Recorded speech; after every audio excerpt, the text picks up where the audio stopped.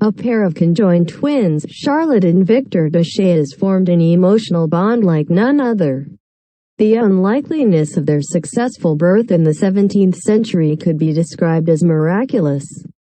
Yet it immediately brought about their life of persecution. The twins emerged with Victor's lower body affixed into the chest of his sister, legs twisted around her muscles and organs.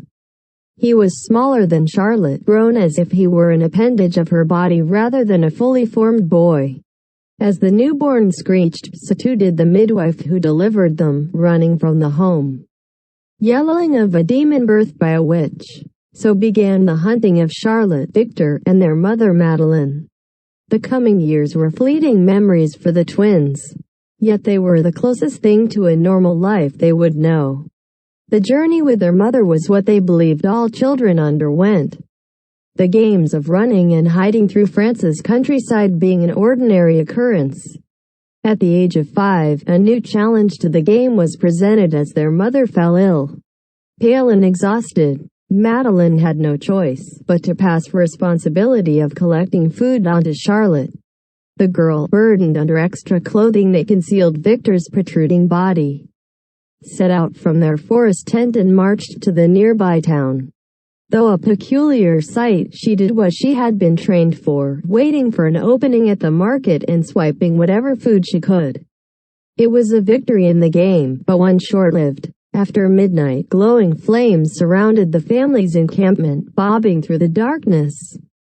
A single commanding shout broke the night silence and a mob of witch hunters streamed in. Grubby hands tore the twins from their bed, Charlotte frantically kicking all who approached. Madeleine cried for her children, her voice abruptly silenced by a club to her skull. Victor shrieked the wailing of a trapped rat.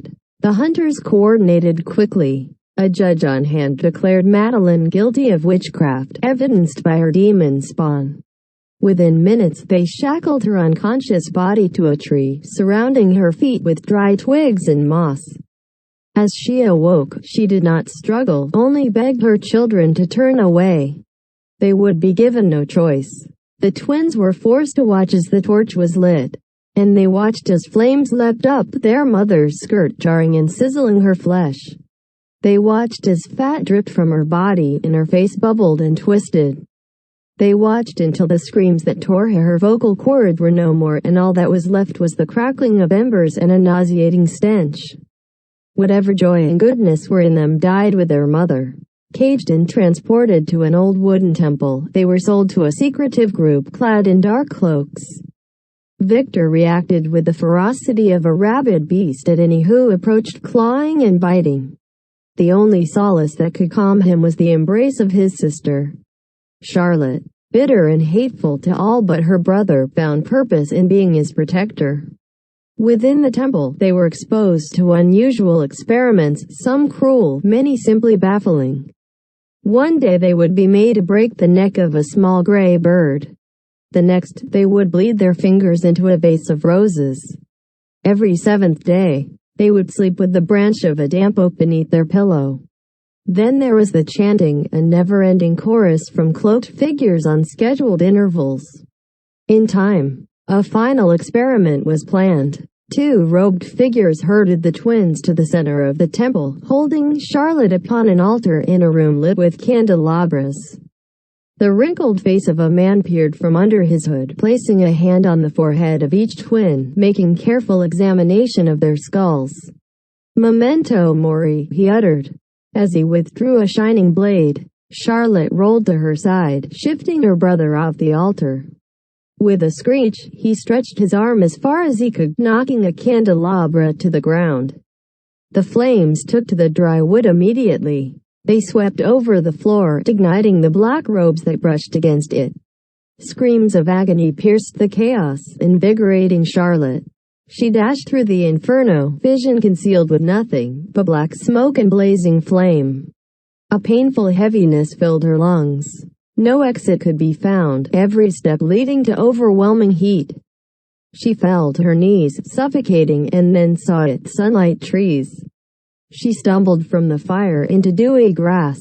Without looking back, she ran into the forest until she collapsed. When Charlotte opened her eyes, she reached for Victor's hand. He made no attempt to budge. His body hung helplessly from her torso. She clasped his face, stared into his sad, still eyes.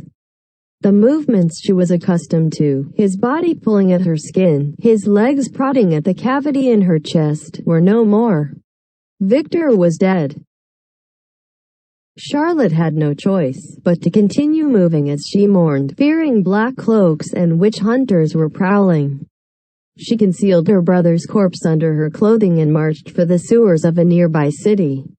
There, she set up camp, emerging often to steal whatever food she could, resorting to raiding barns for pig slop when desperation set in. Throughout the years, Victor's corpse rotted as his limbs oozed and blackened.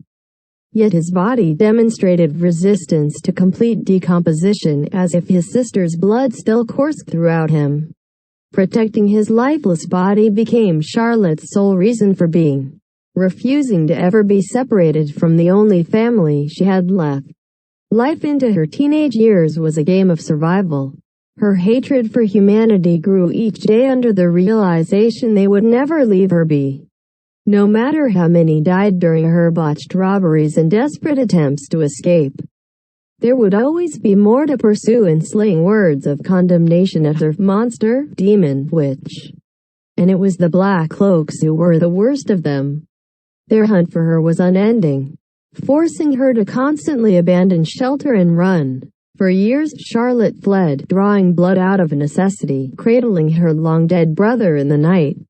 During a frigid winter, her body began to break down. Food was scarce and the refuge of rickety shacks were no use against freezing temperatures. Sickle in hand, she sheltered near her campfire in the woods, not knowing if the Black Cloaks would take her before the cold did.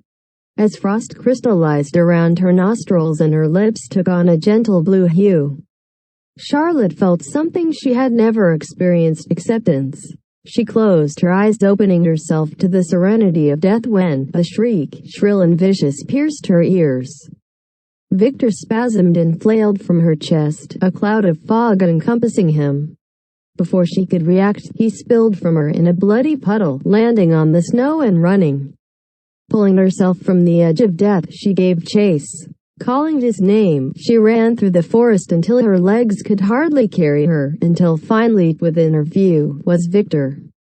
Sitting at the edge of a thick fog, his face twisted and feral, screamed as the dark hooded figure emerged from the fog, grabbed his arm and seized him. The serenity that had crept into Charlotte was extinguished, replaced with the seething hatred and rage she had depended on for so long. With a tight grip on her sickle, she charged into the fog, prepared to eviscerate any who set foot near her brother.